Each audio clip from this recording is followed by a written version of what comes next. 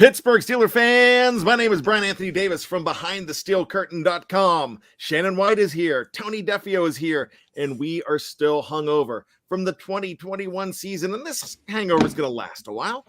How long is it going to last, you say? Well, it's going to be a doozy because it's going to last way up until the beginning of the 2022 season, and then we're going to have a series of 18 hangovers in a row where it's just based on the day before. So with that being said, gentlemen, how are you? Tony, what is going on? I'm good. I had a fun weekend watching the NFL action. It was the craziest week I've seen in a while. How about you guys? Doing great, Tony. Shannon, Tony just said that was one of the craziest. I put on our Slack channel Behind the Steel Curtain that I think that was one of the best division weekends that we have ever seen in the NFL. And I've got to say that the national media has followed suit. And I said that during the game because that game was a dandy, Shannon. Oh, all of them was good games. And the NFL couldn't ask for anything more. I mean, that really helped their brand to have that all four real competitive games like it. And only one team that I was rooting for won, and that was the Los Angeles Rams. I was actually rooting for the Packers. For personal reasons. I have friends, and my son now likes the Packers as a second team, just because of our friends, and they're like family, so they're Packers fans. So, I was rooting for the Rams, of course. I loved the way that ended up. Man, the Buffalo Bills.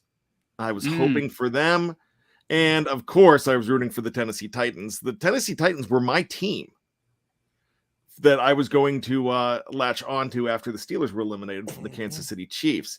So after the Steelers were eliminated, let me ask each one of you who you were going to jump on first. Tony?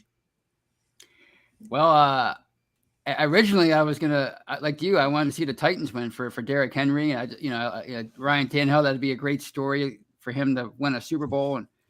But as I started watching that game, I started rooting for the Bengals. I couldn't believe it. I know. I know, and I obviously wanted to see the Bills win. I kind of like the 49ers. I like their offense. And the Rams. I mean, the Rams. I wanted them to beat the Buccaneers, and I almost had a PTSD because of Super Bowl 51. But I'm glad they pulled it out at the end. Shannon, who was the team that you were going to latch on to after the Steelers were eliminated last week? Well, first it was going to be the Titans, whereas Long, the former linebacker from WVU, former Mountaineer, he plays for the Titans. So I was going to definitely be rooting for them, and they had never won it before.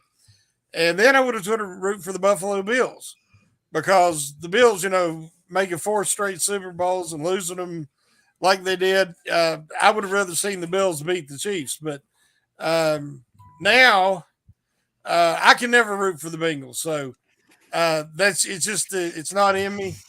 And trust me, the Bengals fans that I know would never root for the Steelers. I don't care what the situation was. They would root for Brady before they'd root for the Steelers. So, I would have to say the Titans first as well. Well, here's the deal. I love Joe Burrow, but I will never root for him. Not rooting for him. I think he's awesome. But I cannot root for them. Now, the only time I'm rooting for him is if I want the Ravens to lose or the Browns to lose. Mm-hmm. It just depends on the situation. So for me, I'm jumping on the Rams bandwagon, but I did exactly what you were going to do. I've complained about the Bills all season long because I can't stand their fans. But I have a coworker that I just met she's a Bills fan, and her family seems pretty cool. And she sent me she sent the whole team video of them celebrating and everything. And this is how they party. And she was at the game last week. And it was really interesting to watch and, feel good for her. And so I said, I'll root for the Bills after the Titans. And then 13 seconds. Oh. Tony, how do you lose a game in 13 seconds? I mean, I don't understand. Like, everybody's going on and on about the overtime, but 13 seconds. I mean, you take the lead with 13 seconds. I guarantee you, every Bills fan, every NFL fan, watching the game, thought that game was over. I mean, like, you don't let a team go down, get in the field goal range in 13. It was like 9 seconds. 9 seconds. I mean, you squibbed the kick. Make the Chiefs run the clock on the kickoff, something.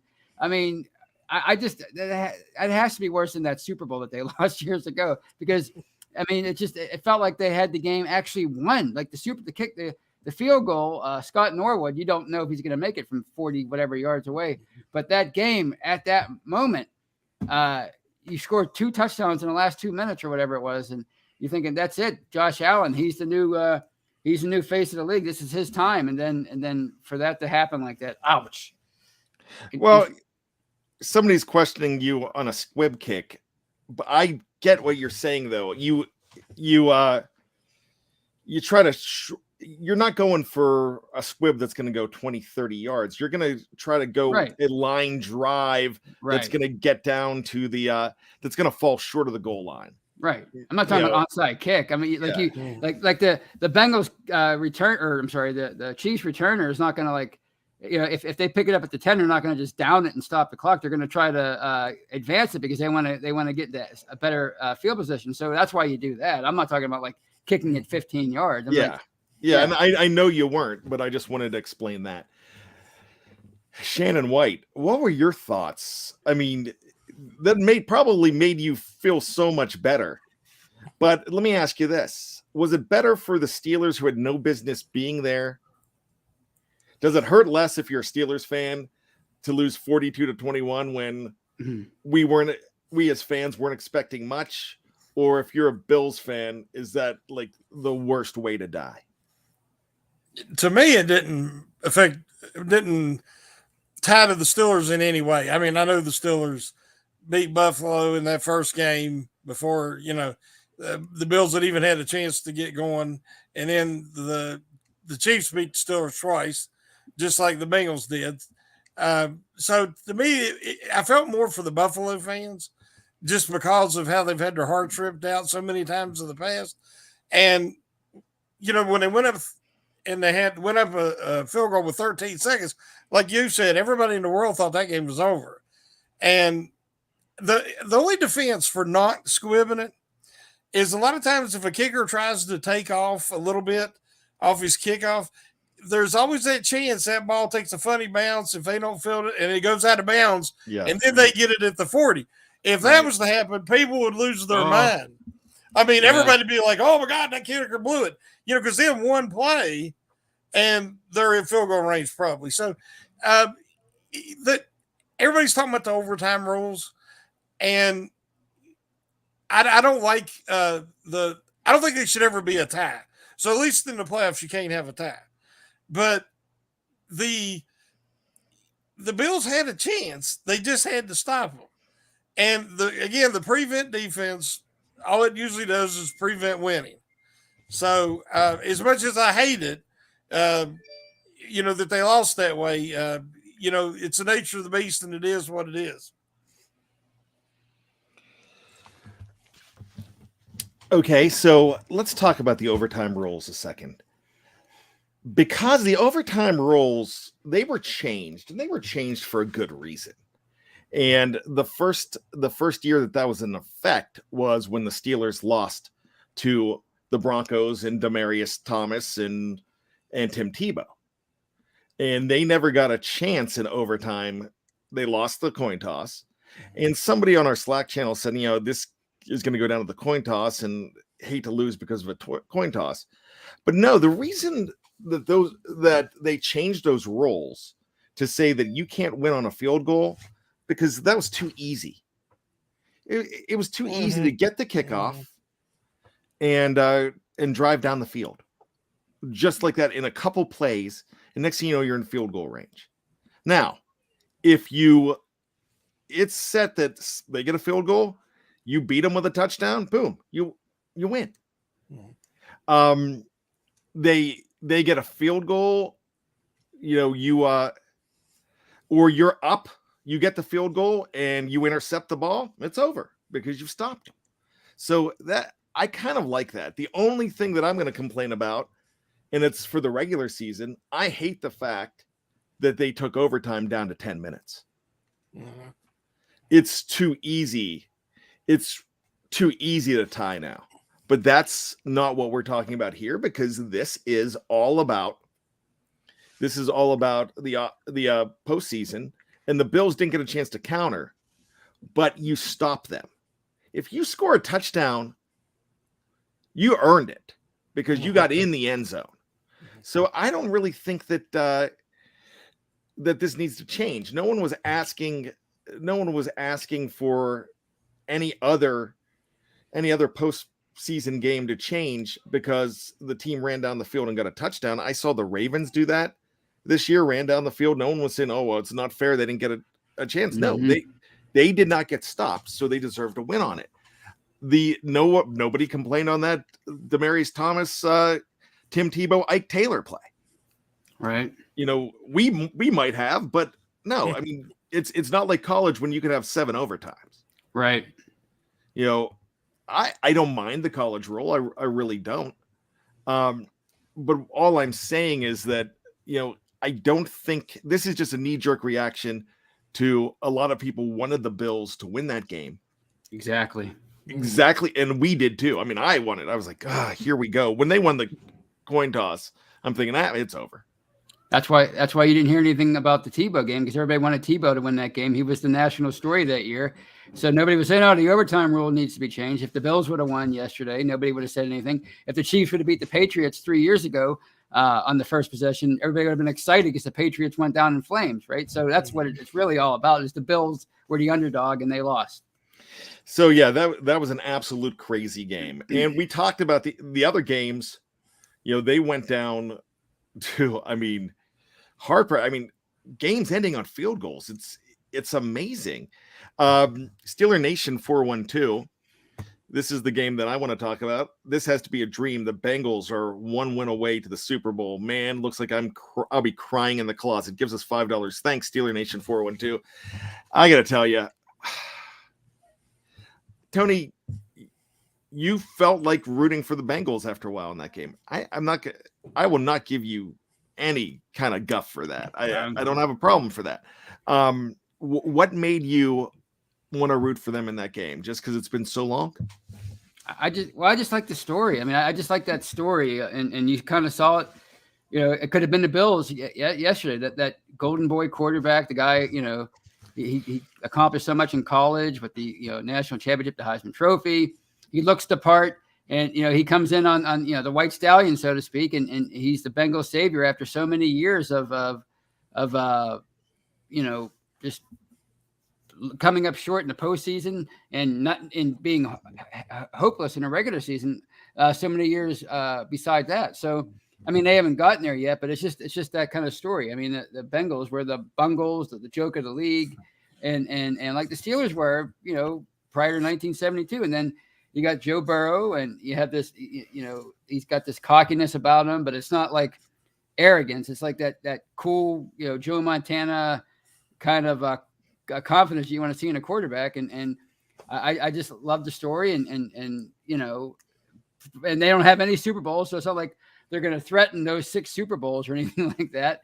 It's just a neat story. If you can kind of divorce yourself from the Bengals being these fierce rivals, it's a pretty neat thing. He's a likable guy. It's a likable team so far. Now it might change. You never know. A few more beatings of the Steelers by 40 points, and I might come to despise Joe Burrow.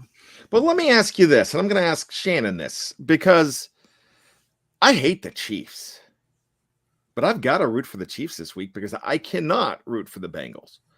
Now, Tony, are you rooting for the Chiefs?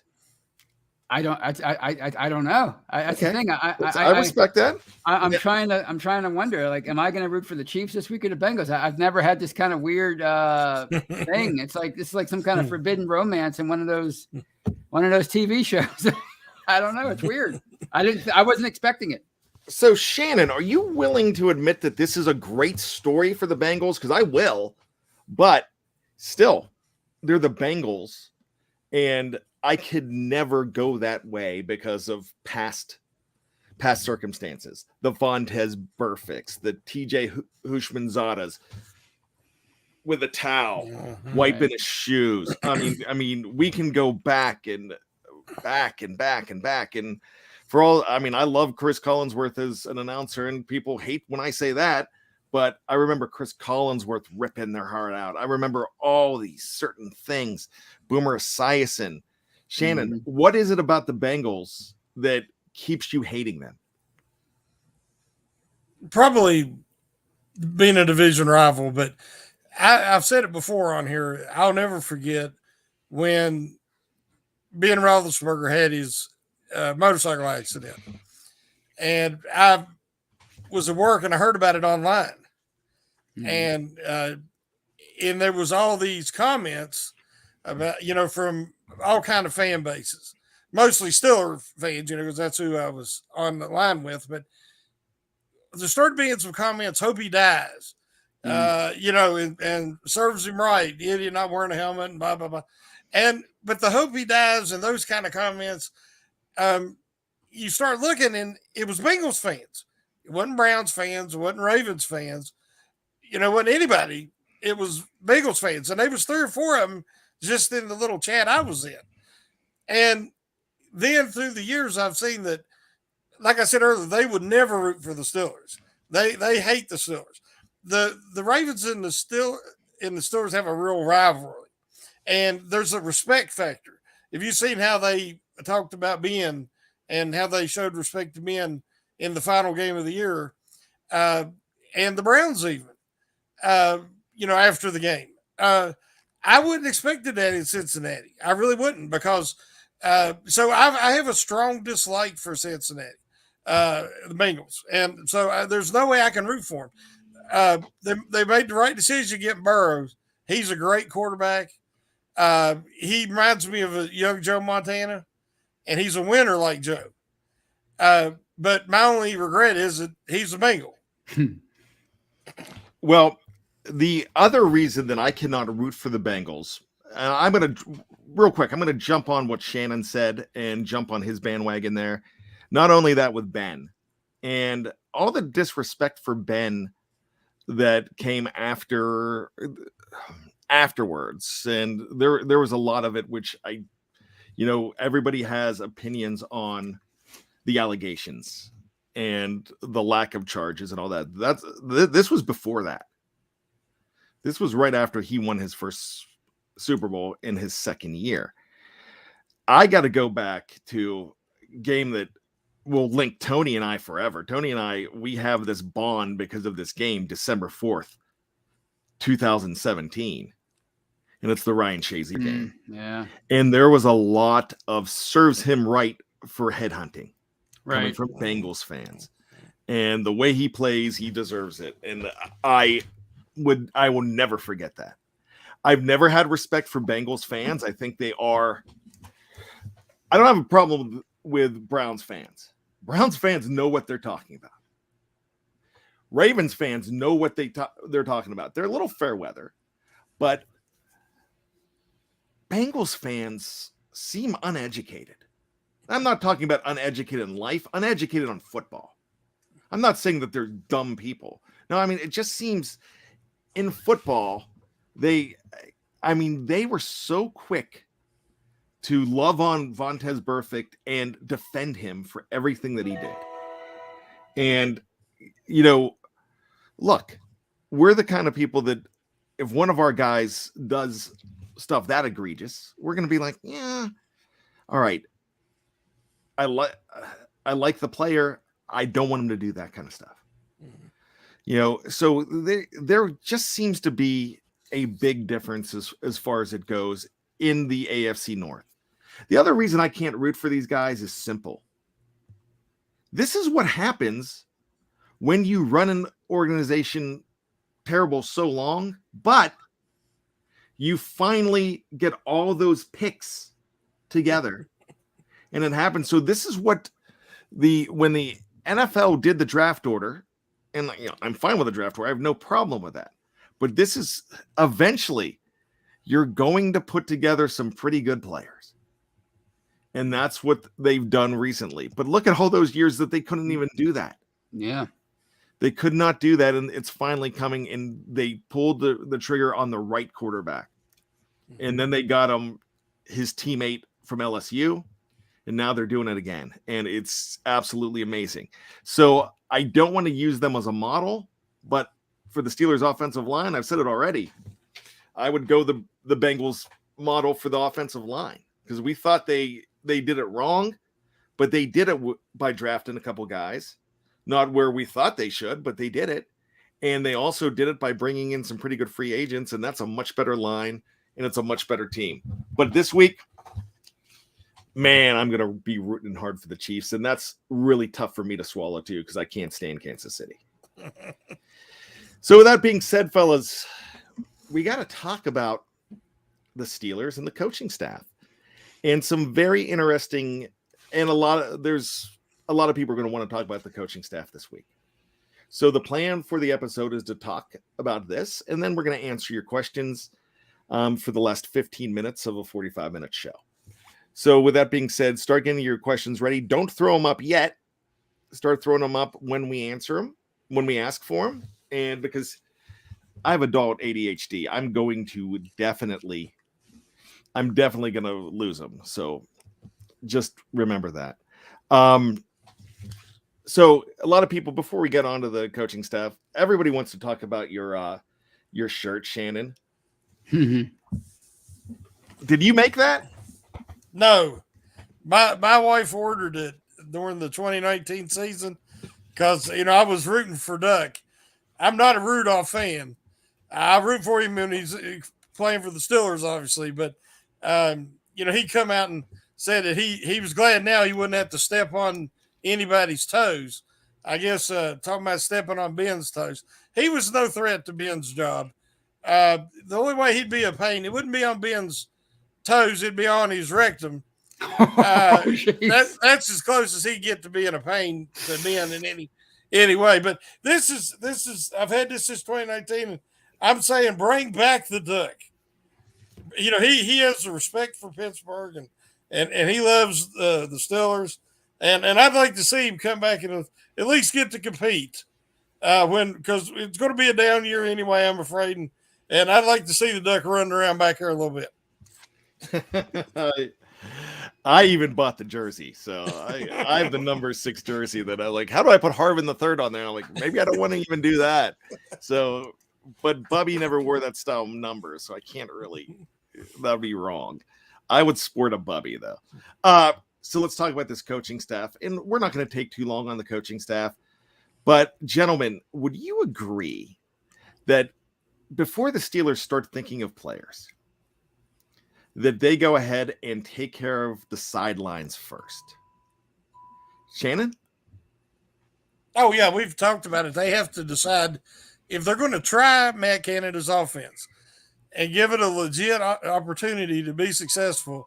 They've got to try to draft or pick up certain kind of offensive linemen in free agency.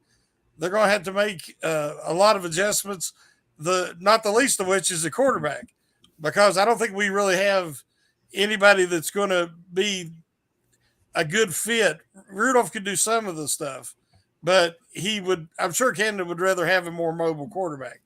So, yeah, but they have to decide what they're going to do with Matt Canada before they can even start focusing on players. Tony, it's my thought that they have already decided if they have not pulled the trigger on Matt Canada yet. And Mike Tomlin made a comment that basically you'll know when he knows. And basically what that means to me is, I'm paraphrasing, but it's up to the coaches. So that was basically telling me, if I'm reading between the lines, I'm thinking that, okay, Matt Tomlin is saying that, hey, we're sticking with Matt Canada, and we are going to wait on Keith Butler's decision on whether he's going to stick around or not. Right. So right. that to me tells me that this decision is already made. What does that tell you? Yeah, I mean, I think they brought Matt Canada in with the idea that he would be with an eye towards 2022, I guess, because I think they, like I said last week, they knew that Ben Canada probably wouldn't be a great mesh, but they wanted to keep Ben around one more year because he was their best option. And as far as Butler, I mean, he already made it. You're asking if he already renounced his retirement, right? So you're asking me if they're gonna if they have to get a new coach in before they make decisions on personnel. Absolutely, because I mean, you want to tailor your players you select around the coach's philosophy. I mean, they talk about you're supposed to a coach is supposed to adapt to his players, but who are we kidding? I mean, they never said that about Dick LeBeau. Well, he's got to adapt to these guys. They brought these guys in there and they said you have to adapt to our 3-4 zone blitz defense. So they have to know who their coordinators are before they can start making decisions on personnel. So, Shannon, what do you know about Patrick Graham? Now, there's a lot of people that think that this is going to go straight to Terrell Austin, but I don't think that's a done deal yet because the Steelers have asked permission to talk to the 43-year-old defensive coordinator of the New York Giants, and that's Patrick Graham. Have you been able to look up anything on this guy? No, I was shocked. I know that they want to at least appear like they're looking at somebody outside of the organization. But you think about the Giants defense over the last few years, and I was actually kind of shocked that even the games that the Jacksonville won this year, their defense, was pretty solid in the few games they won. But the Giants look pretty putrid all season. And I don't even remember them having an outstanding defensive effort. So I was kind of shocked. So yeah, I hadn't done any research on him because I wasn't expecting him to go that route at all. So let me ask you this question. I think I know quite a lot about the NFL, but off the top of my head, without researching it, I don't think I could name that many players on the defense of the New York Giants. And right now, I don't think I could throw out any.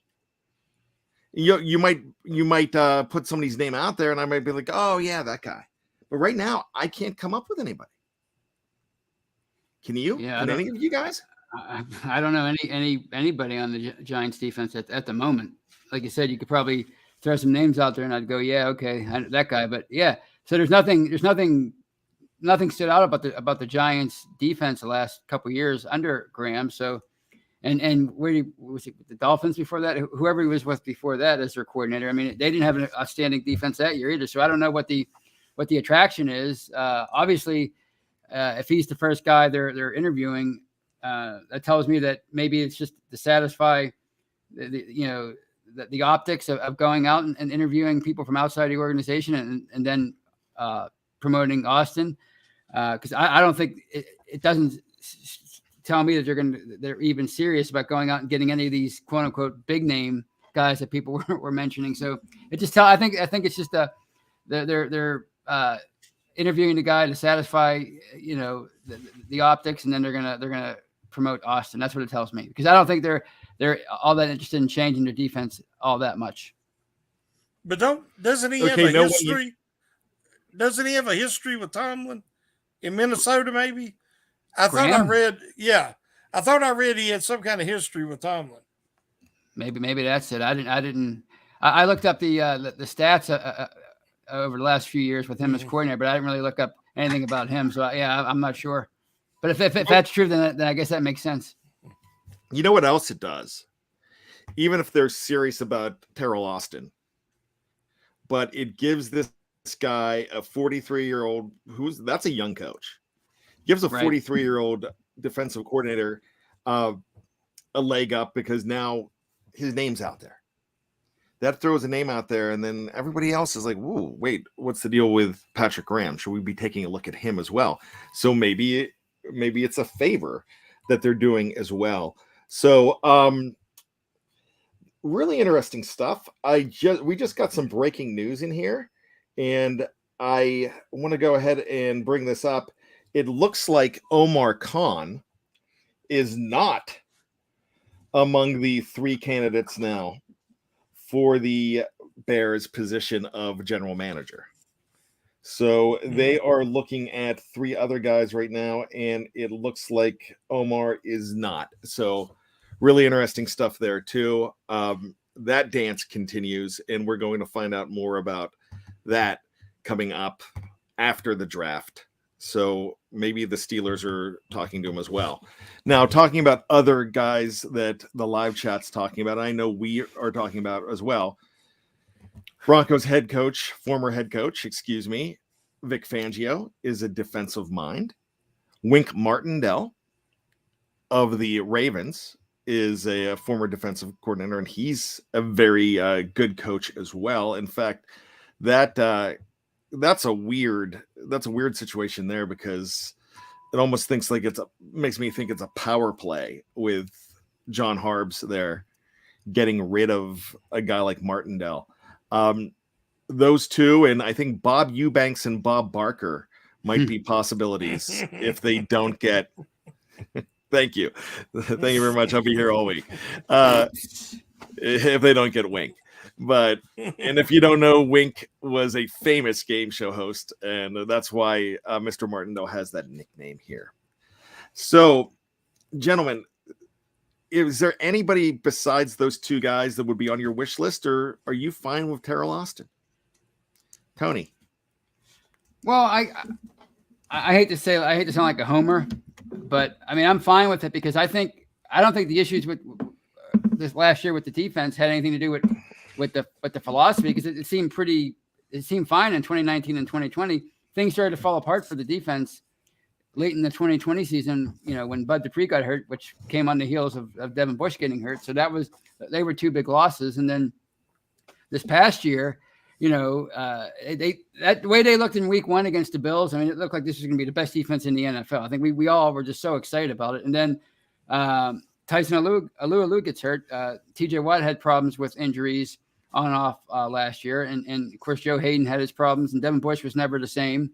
Stephon wasn't there. Stephon Tuitt wasn't there all year. So it seems to me like the issue with them wasn't so much the philosophy last year. It was a lack of personnel. So maybe I'm thinking, if you get some guys back, if you get Alualu back, I don't know if he's, of course you have a lot of decisions you have to make on this defense and this whole team in general. So if you have the right players in place, it looks like this could be a pretty effective defense. So do they want to go in a different direction as far as philosophy, when, maybe the real issue is just the fact that they weren't healthy last year?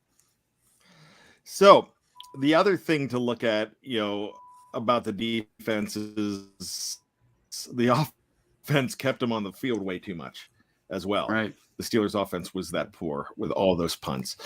Shannon, your final thoughts on the defensive coordinator search?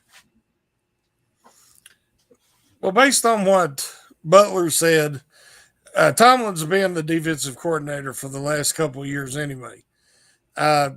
So you ain't going to bring in a guy like Martindale or somebody like that, because then you would have a power struggle. They'd be butting heads. He knows he can work with Terrell Austin, bring him up. And, Austin, I think if you give him the right talent at cornerback, he can put together some good coverages.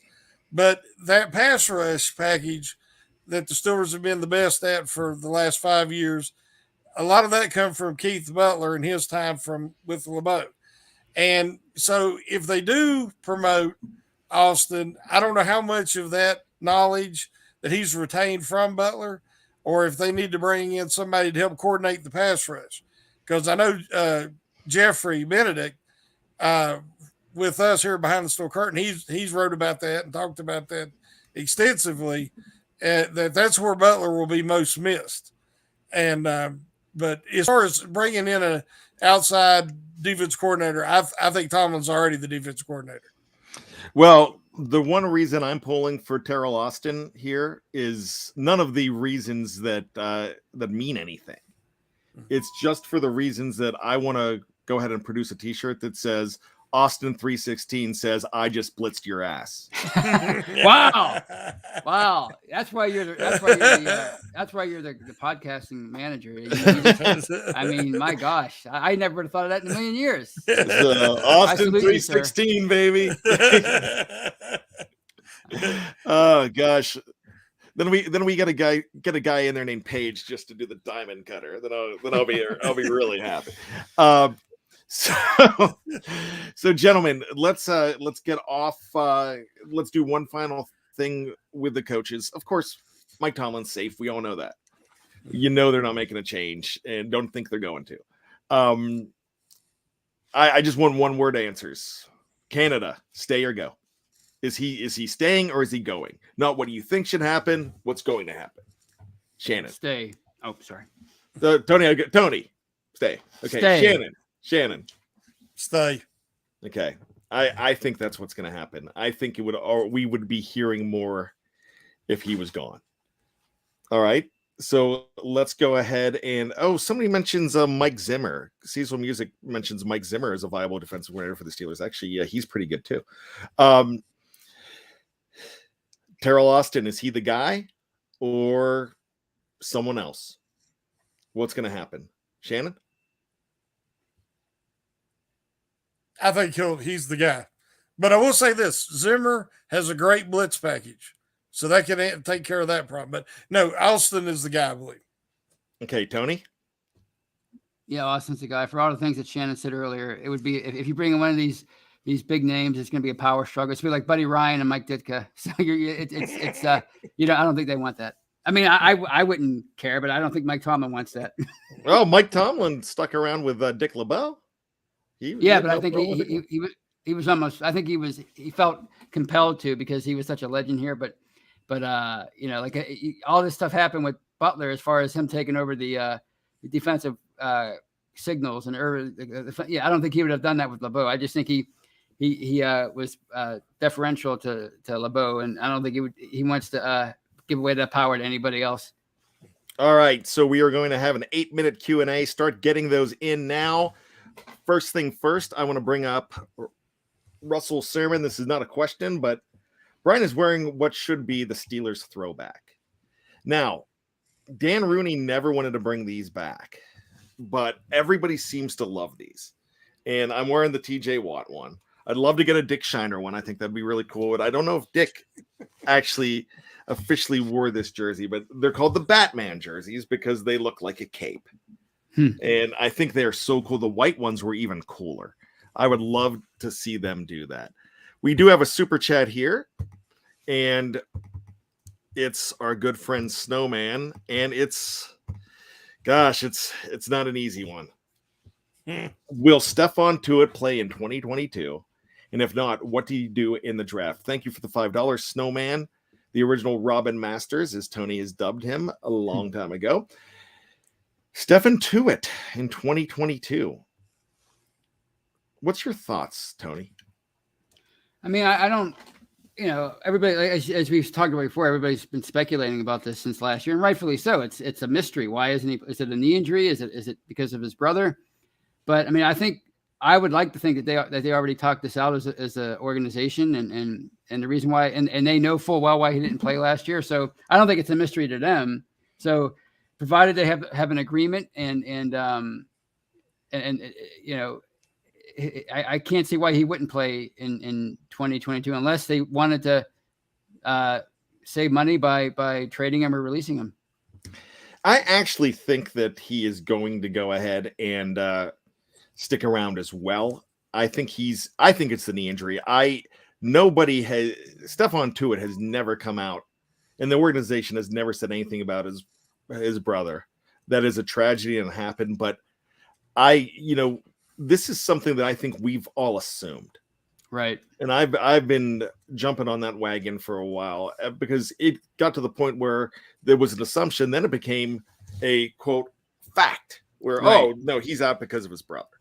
Right. And that is a devastating thing. And I could understand it because mental health is a very important thing and loss is a very tragic thing. I understand completely. With that said, though, Stephon Tuitt, I think if the knee is healthy, he's coming back to play. Shannon? They could have tied together in the fact that if the tragedy and everything that went along with it could have affected Tuitt's rehab. He wasn't able to commit to his rehab like that he needed to. And, a lot of times, that if you don't progress with the rehab in the proper timeline, it can make the injury and the healing process draw out. And then he might not have ever been in a position where they felt it was worth risking him because he wasn't in football shape, which is impossible to get in just running around at practice. So if he could come back, then I think the Steelers definitely want him back. Because if he was in the draft, he is still a relatively young lineman. If he was in the draft again, he would probably be at least a first rounder, early second rounder again. And he's a really good tandem with Hayward. So if he's mentally able to and physically able to, we definitely want him back. I really think he will be. So thank you for sharing that. The 814 in the house, my man Matt Stofko. Which QB sat on the bench behind a Hall of Fame QB for 3 or more years, but then went on to become a franchise QB? Gosh, that is definitely a toughie. I might be off on this one. I think Aaron Rodgers is really close on that. He was drafted in 2005. I don't think that he really took over until late 2007 or 2008. So that might be, he may have taken over in 2007. So he might not count in that one. Matt, if you do have an answer on that, let us know. What about Steve Young? What about Steve Young? I don't know how long he sat behind Montana. So Steve Young's a weird one here too, because he started right away after coming over from the LA Express. Then he ended up in Tampa. Mm-hmm. And when he got to Tampa, he started a lot. He went to San Francisco and sat. So you're absolutely correct. But I'm wondering if in this question that is considered in there either, or maybe there's no answer to this question. It's like how many sit this long and become a franchise QB? I know there's been some out there. I just this is a question you ask a large man named Schofield. and just because there's 2 of them, I'm not making fun of, I'm a large man myself. I'm just saying you ask those gentlemen. They're you also Jim Plunkett. A lot of people forget about Jim. He was a huge considered a bust after going to New England. And then when he went to Oakland, he went to San Francisco too. Yeah, that's right. But when he got to Oakland, he was the perfect fit. He loved to throw that deep ball, and they still had the guys there to go get it. And he was the missing piece, and they won 2 Super Bowls with him. So that's really interesting. That's a great question. Evan Giles, do you truly think we should go after Kenny Pickett? A lot of people love Kenny Pickett. One of the reasons we love Kenny Pickett is because of not taking Dan Marino in 1983. That still sticks in a lot of people's craw. Who was the last Pitt? Who are the last 2 Pitt quarterbacks that were drafted by the Steelers? Do you know that? Tyler Palco. Was he drafted by them? He wasn't drafted by them. He was drafted by, I believe, the Chiefs. Ah. Oh, what's his name? In 2000. 2000. Yep. Rodriguez. Was that his name? Pete Gonzalez. Gonzalez. That's right. And I think he was the last guy to wear number 7. Yeah. Oh, okay. If I'm not mistaken, I think he wore both 7 and 10. And Rick Tricano was drafted, I believe, in 1980. Okay. Very late. I mean, I don't think there have been any other Pitt quarterbacks. Look, the thing about this guy, he throws a very good ball. He doesn't throw a good deep ball. I think you need to be able to throw a deep ball in this world now. I also don't like the fact that he took so long to be the guy. Now, I said that the other day, and somebody said, "What about Joe Burrow?" that's a lot. I still think that's a different situation because being the guy at Ohio State and having to transfer out to be noticed is one thing. Right. You know, Kenny Pickett's been there for 17 years now, I think, if I'm not mistaken. It just seems like Kenny Pickett's been the guy for a long time. So I'm not opposed to the idea of it. I'm just saying that I think he could be. You got to be careful with a guy like that. Shannon? Tony, go ahead.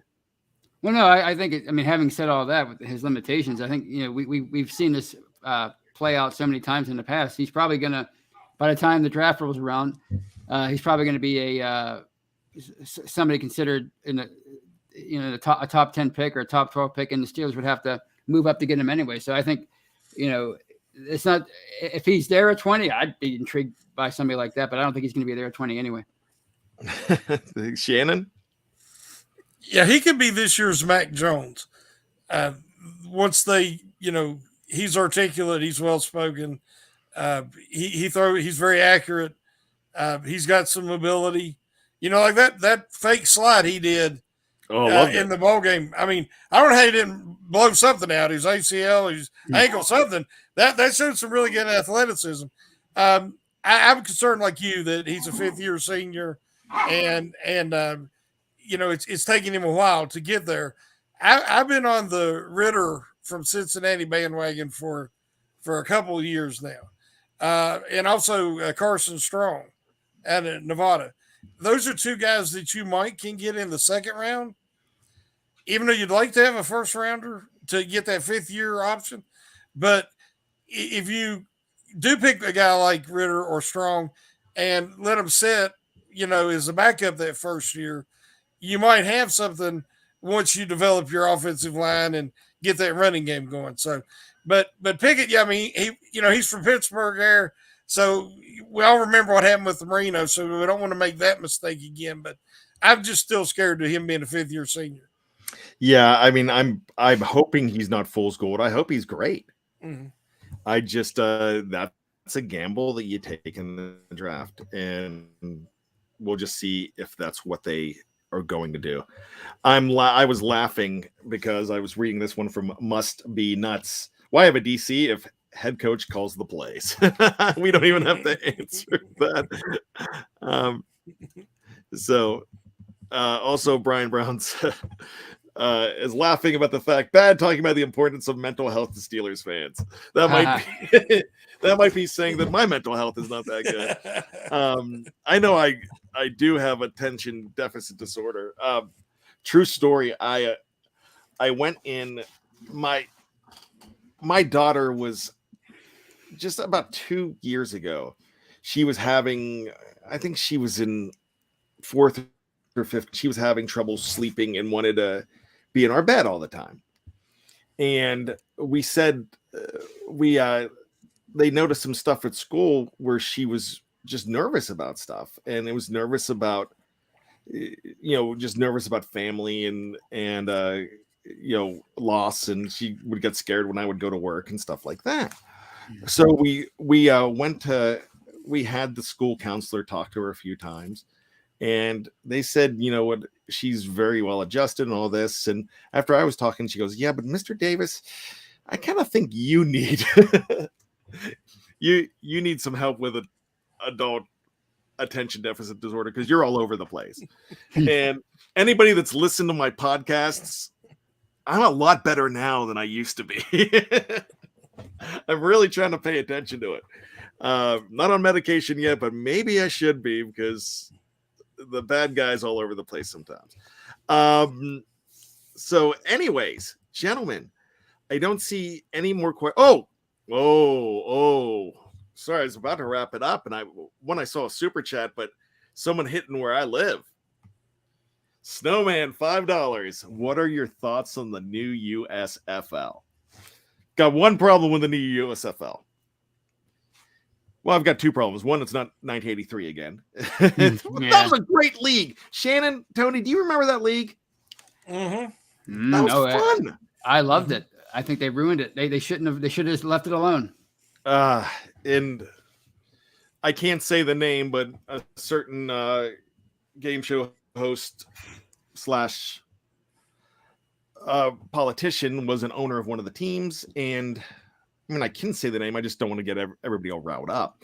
All I'm saying is they wanted to move to the fall, and that's what they were going to do, and they didn't leave it alone. And they could have been good because, my gosh, look at the draft. Go back and look at the 1983 and 1984 USFL draft. Then go look at the drafts for the NFL at that time. My gosh, it was crazy. And then one thing the Steelers didn't do well is they actually had a draft when the USFL folded, and they didn't draft well there. But you could have got some really good players from there. I love the idea of the new USFL if it's done right. Right. I love the idea of a spring league. I love the fact that the Pittsburgh Maulers are back. I once had a date or two with a former Pittsburgh Mauler cheerleader. She was a lot older, but she was really cool. That was back in a different time, back in the early 2000s. But I've got to tell you, the Maulers, I still have my original Pittsburgh Mauler t-shirt. But here's my one problem with the Maulers. And the Maulers are not playing in Pittsburgh the first year. None of those teams are playing in Pittsburgh. They're all playing in one spot. And I think it's possibly Birmingham, Alabama. But I don't think that's official. The Maulers do have a new head coach. Do you guys remember Kirby Wilson, former running backs coach of the Pittsburgh Steelers? Mm-hmm. He's going to be in blue and red or blue and orange, whatever you want to call it. So I mean, hey, April comes around. I'm going to want to talk about some Maulers. And Jeffrey and I have been joking that we're gonna have our own show from behind the mall curtain, mauling it over. So, which I don't think that's gonna happen. I don't think podcast producer or not, I don't think the powers that be are gonna let me do a Maulers podcast. But send your cards and letters to Jeff Hartman and Dave Schofield. Oh gosh, I can hear them yelling at me now. Go ahead, Tony. You're going to say something.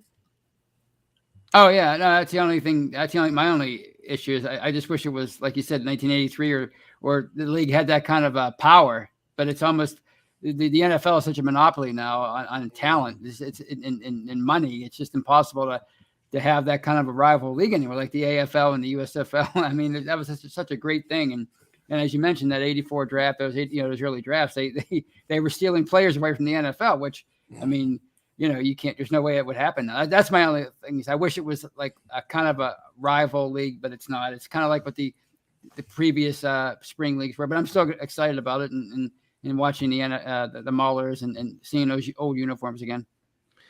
I don't even know. I don't even know what that is. I'm just laughing. But they're mentioning some players from the USFL. Snowman used to have season tickets to the Philadelphia Stars with his brother, and they were the second champion, the first one being the Michigan Panthers. And if I'm not mistaken, was Jim Smith a Michigan Panther, Tony? He was. That's where he went. He was amazing in the USFL. Yeah. Reggie White, Snowman says Reggie White was a Memphis showboat. Mm-hmm. I could tell you Billy Joe Dupree was a breaker. They were the Boston Breakers first. Warren Moon, I don't remember Warren Moon in there. Herschel Walker was a New Jersey General. Warren Moon was an Edmonton Eskimo. Right, he was in the CFL. Jim Kelly was a Houston Gambler. Doug Flutie was a New Jersey General, but he didn't.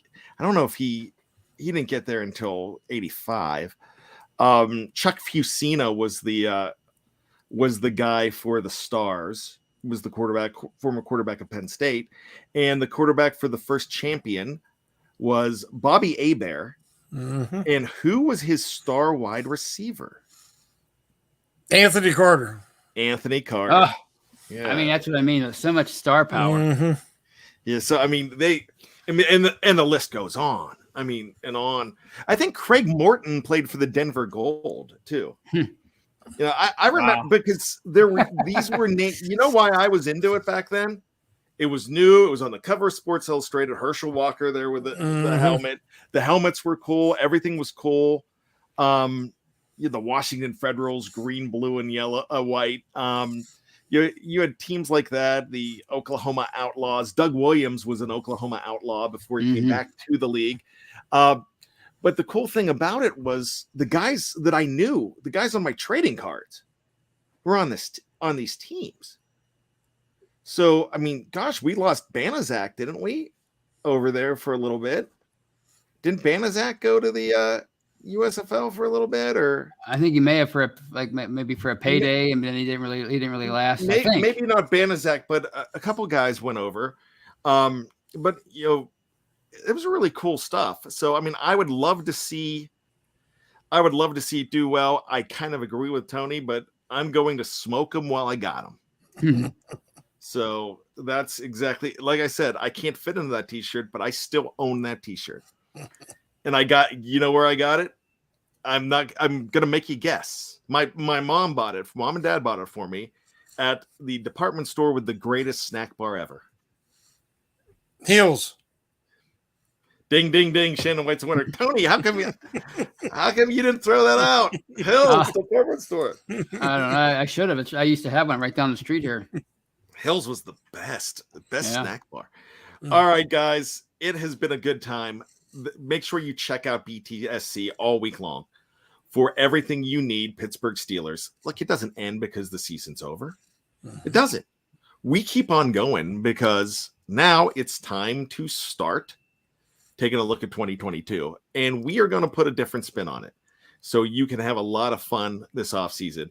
We're going to throw in Blast from the Past. We're going to do so many different things, but there's going to be 3 shows every single day, 3 new shows every single day. We're not splitting the shows anymore, but you're still going to have a chance to go ahead and get all kind of cool Pittsburgh Steelers stuff. But if it's breaking news, it's going to be on the editorial side first.